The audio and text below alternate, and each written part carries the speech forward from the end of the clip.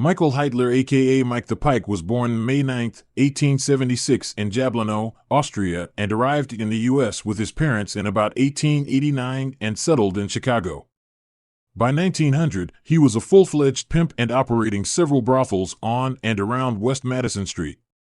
Mike's houses were strictly low-end. At his house on Peoria and West Madison, a girl cost 50 cents a trick. Mike ran the places with great efficiency, and men were literally lined up to use his services. The tricks were ushered in, Mike collected their fee, a girl would take the customer upstairs, and when she was finished, Mike would give the woman a brass token that she could later redeem for 25 cents at the end of her shift. He paid his bribes with the brass tokens as well.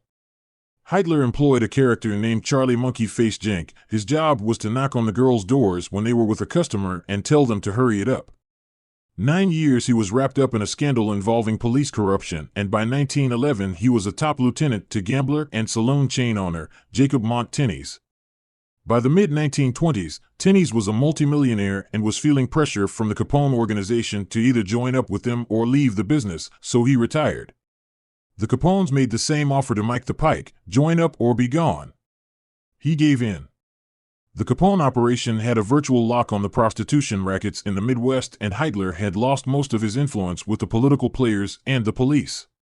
Harry Guzik, Jake's brother, had been a levee pimp going back 30 years, and Capone relied heavily on his management, and Mike the Pike was reduced to a mere player in the operation, and as he didn't like it, his ego was bruised. Out of spite, he began spilling Capone's secrets to reformer Judge John H. Lyle about the doings in a Capone resort called the Four Deuces. Judge Lyle said that Heitler had told him, they snatch guys they want information from and taken them to the cellar. They're tortured until they talk. Then they're rubbed out. The bodies are hauled through a tunnel into a trapdoor opening in the back of the building. Capone and his boys put the bodies in cars, and then they're dumped out on a country road, or maybe in a clay hole or rock quarry. Heitler also wrote anonymous letters to the state attorney's office detailing the Capone operations. Somehow, one of the letters ended up in Capone's hands. Capone called him to Lexington. When Mike the Pike entered Capone's office, Capone flashed the letter at him and said, "You're through." At the end of April 1931, Heitler disappeared from the face of the earth. On April 30, 1931, two boys found a charred torso in the smoldering wreckage of an ice house on the estate of Spencer Otis, near Barrington, Illinois. Police found a bridge of teeth with 2 crowns and a false tooth near the body, which was charred so as to preclude positive identification. However, the weight of the body was estimated at 200 pounds and the height at 5 feet 8 inches, approximately the build of Heitler. A while later, Heitler's car was found in Itasca, Illinois, 15 miles from Barrington. The car was partially burned. A gun with 6 discharged cartridges was found in the rear seat of the car. The cartridges are believed to have been exploded by the heat of flames. The car belonged to Miss Emily Mulcher. Reports were that the married Heitler had been paying for her home in Berwyn for 23 years.